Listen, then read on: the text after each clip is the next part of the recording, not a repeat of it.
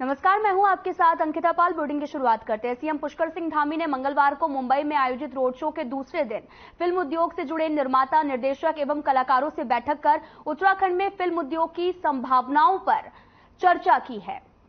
और साथ ही आपको बता दें कि इस दौरान सीएम ने सिनेमा जगत से भी जुड़े लोगों को आगामी 8-9 दिसंबर को देहरादून में होने वाले ग्लोबल इन्वेस्टर समिट के लिए भी आमंत्रित भी किया गया और इस अवसर पर फिल्म उद्योग से जुड़े निवेशकों द्वारा कई सुझाव भी दिए गए। इस दौरान सीएम ने फिल्म जगत से जुड़े कई वरिष्ठ कलाकारों को सम्मानित भी किया और साथ ही रोड शो के दौरान फिल्म निर्माताओं ने उत्तराखंड सरकार द्वारा फिल्म शूटिंग के दौरान मिलने वाले सहयोग के लिए आभार जताया और उत्तराखंड में फिल्म शूटिंग के लिए उत्साह भी दिखाया।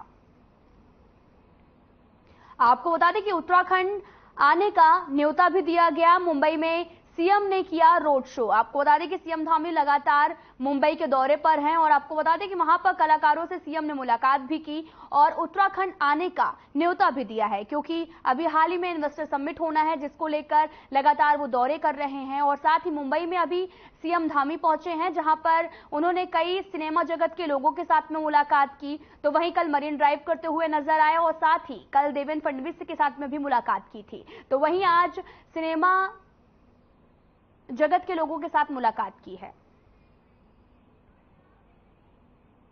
तो वहीं बद्री केदारनाथ में राहुल गांधी के दौरे के बाद पर जो है मोदी के नारे लगाने को लेकर कांग्रेस की प्रदेश प्रवक्ता ने इसे ओझी मानसिकता बताते हुए षड्यंत्र करार दिया है। उन्होंने कहा कि जब कोई भी बड़ा नेता किसी भी दल का वहां पर दर्शनों के लिए आता है तो अपने गुरुओं से नारे लगवाना बहुत ही ओछी मानसिकता का काम है। उन्होंने कहा कि ऐसे नारेबाजी से बड़े नेताओं को फर्क नहीं पड़ता, लेकिन प्रदेश के धार्मिक पर्यटन को इससे बहुत बड़ा नुकसान पहुंचता है। उन्होंने कहा कि ऐसी घटनाओं से जब कोई हरेसमेंट करता है तो उसकी चोट सीधे उत्तराखंड के सीने पर लगती है। उन्होंने आगे कहा कि उत्तराखंड की संस्कृति अतिथि देवो भव की है। यहाँ जो भी भक्त आता है उसे सिर्फ भक्त की नजर से ही देखा जाता है।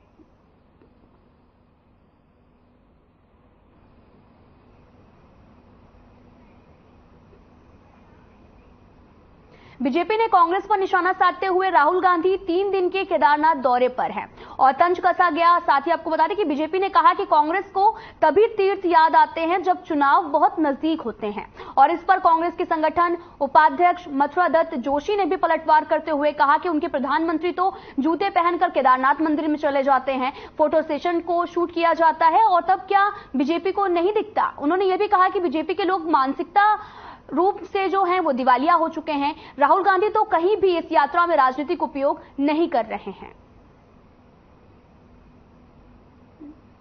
इनके प्रधानमंत्री जी को क्या कि कब जाते हैं वो, क्यों जाते हैं फिर वो? इनके प्रधानमंत्री तो जूते पहन के चले जाते हैं मंदिर में, फोटो सीजन शूट करने के लिए आते हैं, तब इनको नहीं दिखाई देती। आंख में पट्टी बांधी है भाजपा के लोगों ने। इसलिए मैं कहता हूं भाजपा के लोग मानसिक रूप से दिवालिया हो गए हैं। राहुल गांधी ने तो कहीं कोई राजनीतिक उपयोग ही नहीं कर रहे हो, तो विशुद्ध रूप से उनकी आध्यात्मिक और धार्मिक यात्रा है, निजी यात्रा है।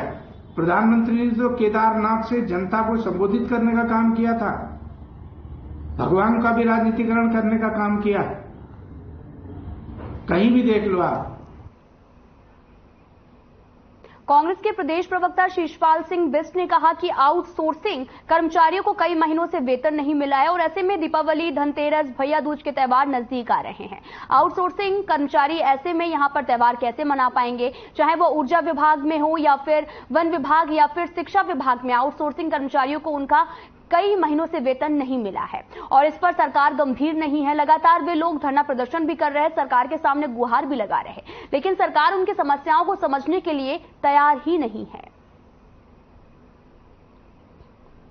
हिंदू परंपरा में दीपावली से बड़ा कोई उत्सव नहीं। दीपावली का हर्षो उल्लास जो है हिंदू धर्म में जो है सबसे अद्भुत माना जाता है। लेकिन यहाँ प्रदेश में आउटसोर्स के जितने भी कर्मचारी हैं, वो चाहे ऊर्जा विभाग में हो, चाहे वो फॉरेस्ट विभाग में हो या चाहे आप शिक्षा विभाग में, किसी भी विभाग में है, उनको कई महीनों से जो है तनख्वाह नहीं मिली है। उन बेचारों की दिवाली कैसे मनाई जाएगी, उनका उत्सव कैसे होगा, इस पर सरकार गंभीर ही नहीं है और लगातार वो लोग धरना प्रदर्शन कर रहे हैं, सरकार के सामने गुहार लगा रहे हैं लेकिन ये निर्मोही सरकार उनकी समस्या को समझने के लिए तैयार नहीं है, क्योंकि माननीय हाईकोर्ट भी पहले निर्देश दे चुका है कि समान काम का समान वेतन मिलना चाहिए।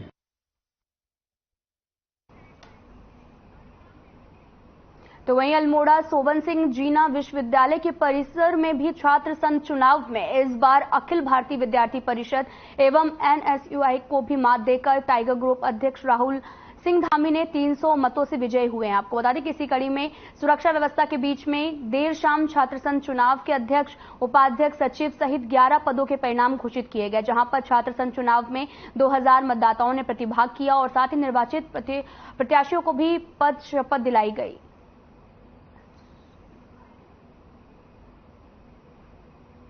हमारे परिसर के जो है शांतिपूर्वक रूप से संपन्न हो गए हैं और आज मतदान प्रक्रिया हुई, उसके बाद अब रिजल्ट भी मेरे हाथों में है।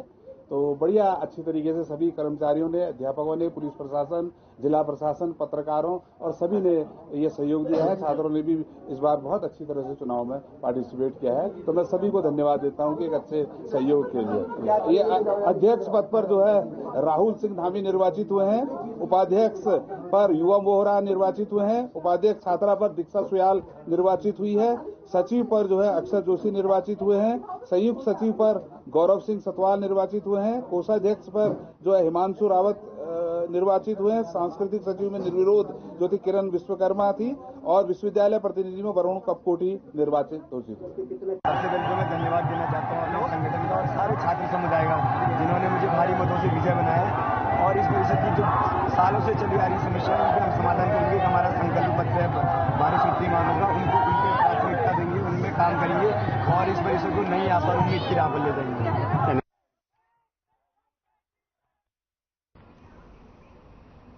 तो वहीं स्वतंत्रता संग्राम सेनानी पंडित मदन मोहन उपाध्याय स्नातकोत्तर महाविद्यालय के छात्र संघ चुनाव में सभी पदों पर अखिल भारतीय विद्यार्थी परिषद ने कब्जा कर लिया है।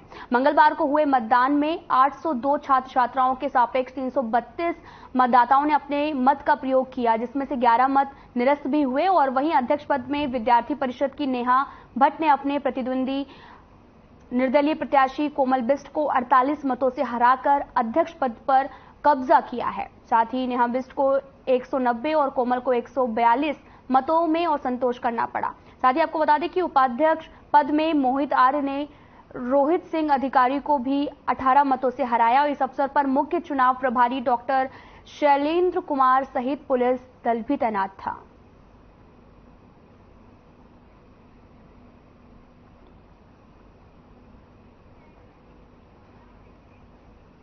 देहरादून के सरकारी अस्पतालों में ओपीडी के समय में बदलाव किया गया है। आपको बता दें कि यह बदलाव नवंबर महीने से आगामी 3 से 4 महीनों तक प्रभावी रहेगा। अधिक जानकारी देते हुए देहरादून जिले के मुख्य चिकित्सक अधिकारी डॉक्टर संजय जैन ने कहा कि दून जिले के सभी सरकारी अस्पतालों के लिए निर्देश भी जारी किए गए हैं। ये समय 1 नवंबर से 29 फरवरी तक जारी रहेगा और अभी तक इन अस्पतालों में सुबह 8 बजे से दोपहर 2 बजे तक ओपीडी चल रही थी, लेकिन अब ये समय 9 बजे से 3 बजे तक कर दिया गया है।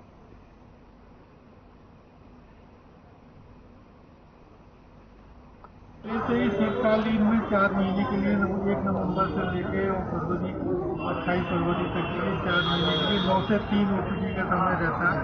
बाकी का 8 महीने 8 बजे से 2 बजे तक परफेक्ट है। अब 1 नवंबर से ओपीडी का समय 2 बजे से 3 बजे तक रहता है। तो ये सब कब तक रहेगा? ये फरवरी तक रहेगा, नवंबर, दिसंबर, जनवरी, फरवरी 4 महीने। 1 मार्च से फिर वो 8 बजे से 2 बजे तक।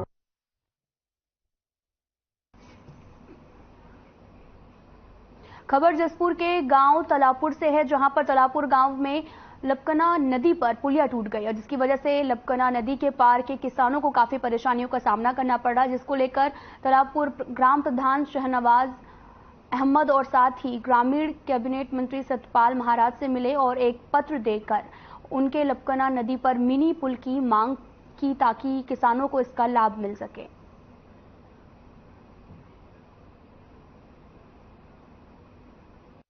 ग्राम पंचायत का एक बहुत ही गंभीर मुद्दा है, जो हमारे यहाँ के तालमपुर के जो यहाँ के स्थानीय किसान हैं, ये नदी की होने की वजह से जो लपकना नदी है वो आ रही है। यह इसकी वजह से ना इतनी परेशानी है हमारे जितने किसान भाई हैं, कि अगर उन्हें गन्ना लाना हो, अपने खेत की फसल लानी हो या पशुओं के चारा लाना हो, तो हमारी माता बहनें, बुजुर्ग या हमारे भाई बंधु या हमारे ताऊ चाचा जो भी आते हैं ना, बहुत परेशान होते हैं। बरसात के मौसम में यहाँ पे उन्हें जो है कोई भी चीज़ लाने में बहुत बड़ी दिक्कत का सामना करना पड़ता है। तो हमारे द्वारा लगातार प्रयास किया जा रहा है ग्राम पंचायत के माध्यम से कि इस पुलिया का, मिनी पुलिया का निर्माण कराया जाए। लगातार 3 साल से हम संघर्ष कर रहे हैं। तो वहीं ऋषिकेश छात्र संघ चुनाव में हिमांशु जाटव ने अध्यक्ष पद पर निर्दलीय जीत हासिल की है। आपको बता दें कि ऋषिकेश में पंडित ललित मोहन शर्मा परिसर स्थित देव सुमन विश्वविद्यालय कैंपस के छात्र संघ चुनाव में एनएसयूआई से नाराज होकर निर्दलीय चुनाव में उतरे हिमांशु जाटव ने जीत हासिल की है। आपको बता दें कि हिमांशु ने अपने प्रतिद्वंदी रोहित नेगी को 140 और एबीवीपी के अनिरुद्ध शर्मा को 201 मतों से हराया। मुख्य निर्वाचन अधिकारी प्रोफेसर वीके गुप्ता ने चुनाव परिणाम घोषित करते हुए बताया कि उपाध्यक्ष पद पर निहारिका ने जीत हासिल की है। निहारिका को 884 मत मिले हैं, जबकि अमीषा खत्री को 189, संजय कुरियाल को 861 मत मिले। सचिव पद पर माधवेंद्र मिश्र ने भी जीत हासिल की है। वहीं जीतने वाले छात्र नेताओं ने जमकर कॉलेज परिसर में जश्न मनाया। जीत दर्ज करने वाले सभी प्रत्याशियों को शपथ ग्रहण समारोह का आयोजन कर शपथ भी दिलाई गई।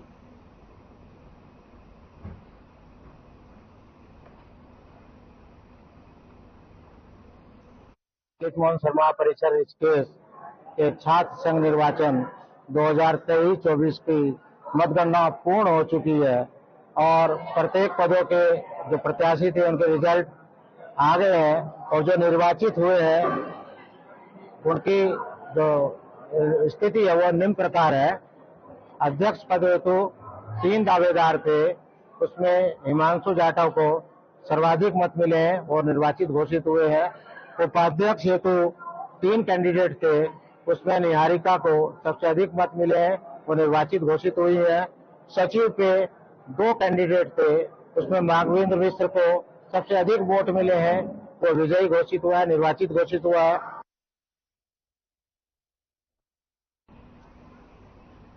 ऋषिकेश में मनीराम रोड पर एक मिठाई व्यापारी की बन रही अवैध गगनचुंबी इमारत जल्द ही सील होगी। आपको बता दें कि एमडीडीए के सहायक अभियंता ने भी दावा किया कि वीआईपी कार्यक्रम की वजह से फोर्स और साथ ही सक्षम अधिकारी उपस्थित नहीं होने की वजह से इमारत में सीलिंग की कार्यवाही रुकी हुई है और जल्द ही इमारत को सील किया जाएगा। आपको बता दें कि अवैध निर्माण पर एमडीडीए का दावा है कि जल्द ही इमारत को सील किया जाएगा।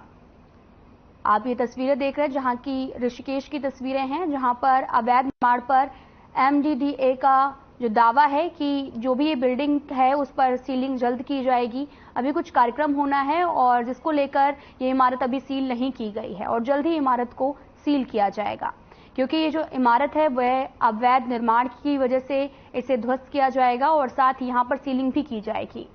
आप तस्वीरें देख रहे हैं जहां पर ये अवैध निर्माण किया गया है और जल्द ही इमारत को सील कर दिया जाएगा। अवैध निर्माण पर एमडीडीए का ये दावा है कि अवैध बनी बिल्डिंग जो है वो जल्द ही सील कर दी जाएगी। कुछ कारणों की वजह से अभी इस इमारत को सील नहीं किया गया है, लेकिन जल्द ही इस बिल्डिंग को सील कर दिया जाएगा, क्योंकि ये अवैध निर्माण पर जो है लगातार अतिक्रमण जो करके लोगों ने रखा है या फिर अवैध निर्माण है उस पर लगातार कार्यवाही की जा रही है, जिसको लेकर ये इमारत भी सिकंजे में है। अभी कुछ कार्यक्रम होने हैं जिसके चलते इस इमारत को सील नहीं किया गया है, लेकिन कुछ समय बाद में अवैध निर्माण पर एमडीडीए का दावा है कि जल्द ही इसे सील भी कर दिया जाएगा।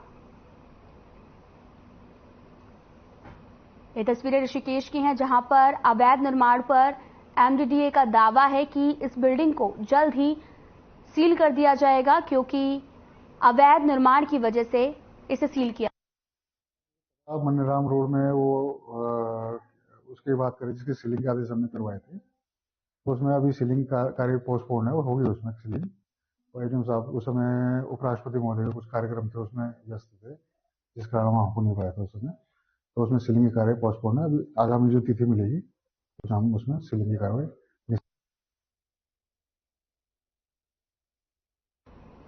उधम सिंह नगर के गोविंद बल्लभ पंत ऋषि एवं प्रौद्योगिक विश्वविद्यालय में आयोजित 35वां दीक्षांत समारोह में मुख्य अतिथि के रूप में देश के राष्ट्रपति द्रौपदी मुर्मू पहुंची। वहीं राष्ट्रपति श्रीमती द्रौपदी मुर्मू द्वारा 1041वें विद्यार्थियों को दीक्षा प्रदान की गई। और आपको बता दें कि दीक्षांत समारोह में नेहा बिष्ट को सर्वोत्तम स्नातक होने के नाते कुलाधिपति के ने भी जो है वो स्वर्ण पदक से सम्मानित करने अतिरिक्त 11 विद्यार्थियों को कुलपति ने स्वर्ण पदक दिया। और साथ ही आपको बता दें कि 11 विद्यार्थी रजत पदक मिला और 10 विद्यार्थियों को कांस्य पदक मिला, जबकि 2 लोगों को भारत रत्न पंडित गोविंद बल्लभ पंत अवार्ड से भी सम्मानित किया गया।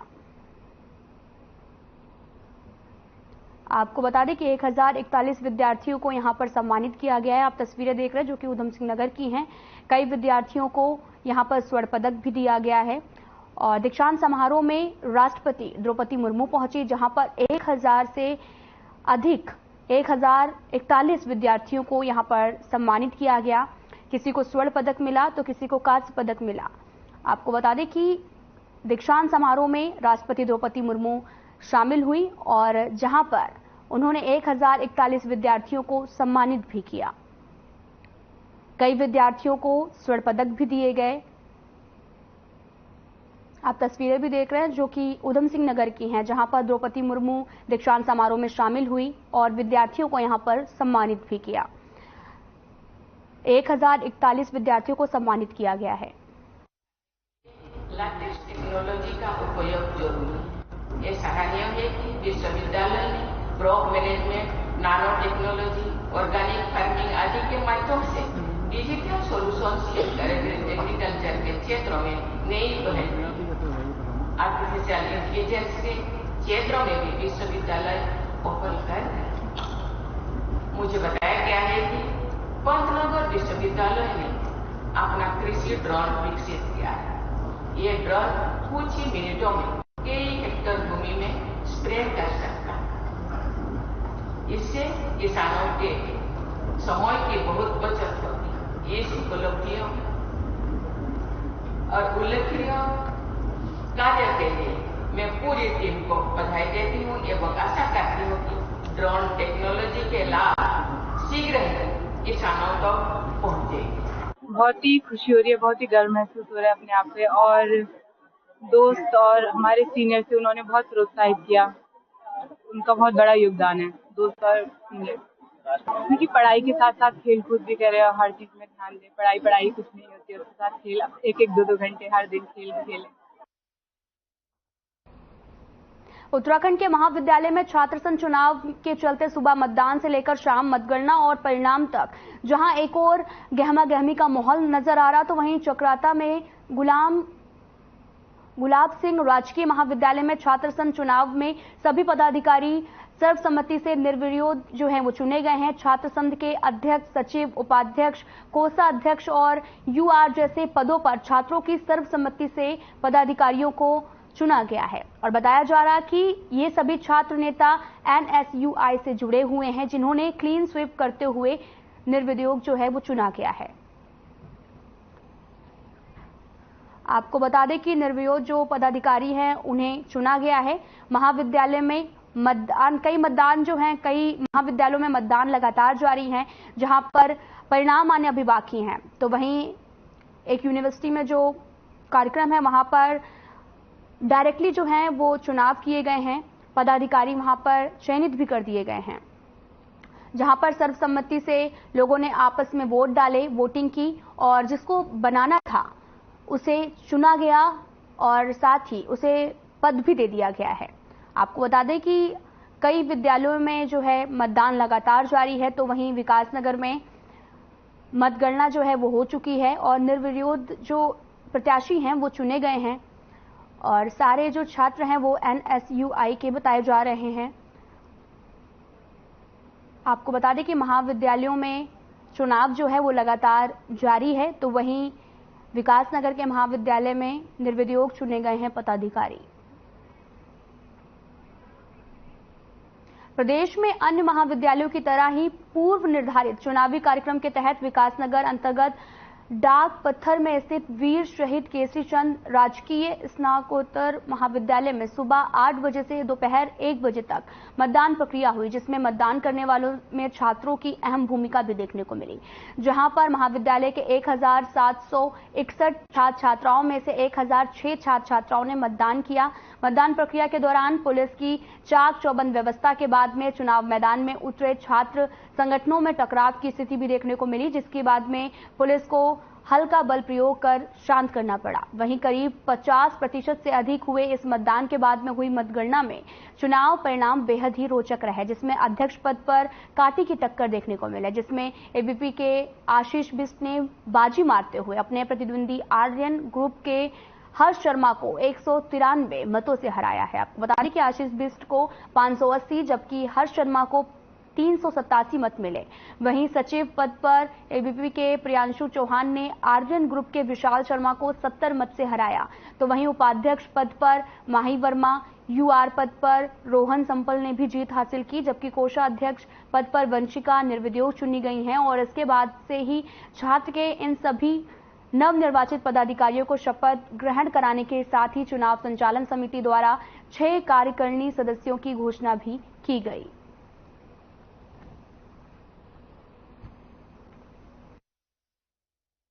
ये जीत मेरी अकेले की जीत नहीं है, ये मेरे अखिल भारतीय विद्यार्थी परिषद के पूरे परिवार की जीत है। जितने भी मेरे सीनियर और मेरे साथ के साथी छात्राएं और सभी बहनों भाइयों का प्यार जो मुझे आज भरपूर मिला है, इसके लिए मैं सभी सीनियर का छात्राओं का हार्दिक स्वागत एवं अभिनंदन करता हूं, जिन्होंने मुझे इतने भारी मतों से विजय बनाया है।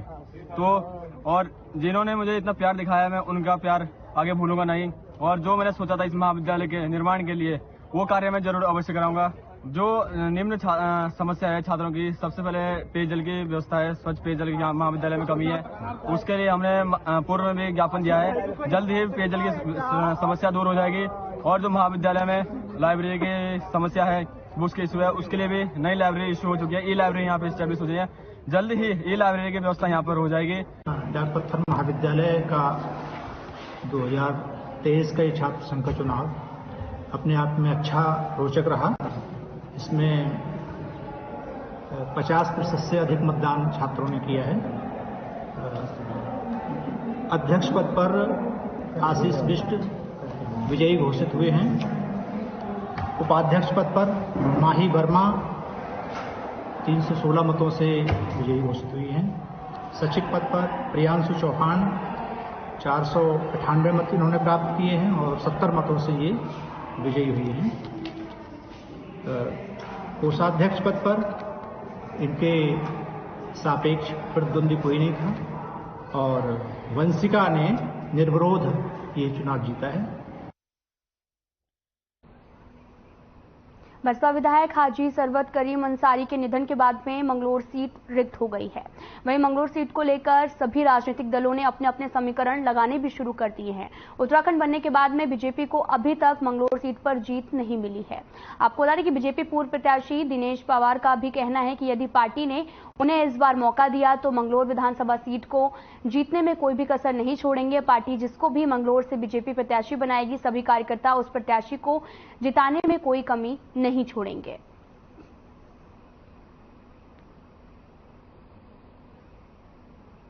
आपको बता दें कि दिनेश पवार का सीट को लेकर ऐलान भी हो चुका है और साथ ही मंगलोर बीजेपी का टारगेट है सीट। ये खबर मंगलोर से है, जहां पर मंगलोर को जिताने में कोई भी कमी नहीं छोड़ेंगे। दिनेश पवार का सीट को लेकर बड़ा ऐलान किया है। ये सीट काफी टाइम से खाली पड़ी हुई है, जिसको लेकर चुनाव होने हैं।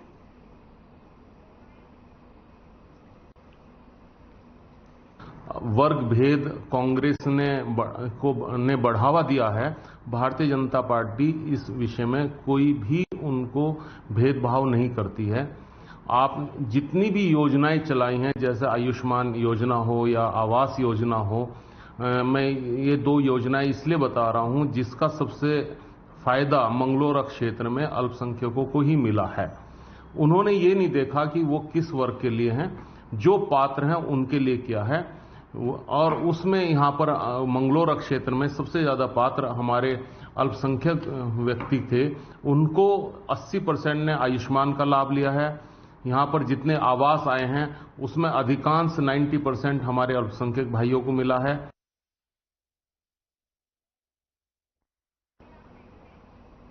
फिलहाल इस बुलेटिन में इतना ही। नमस्कार।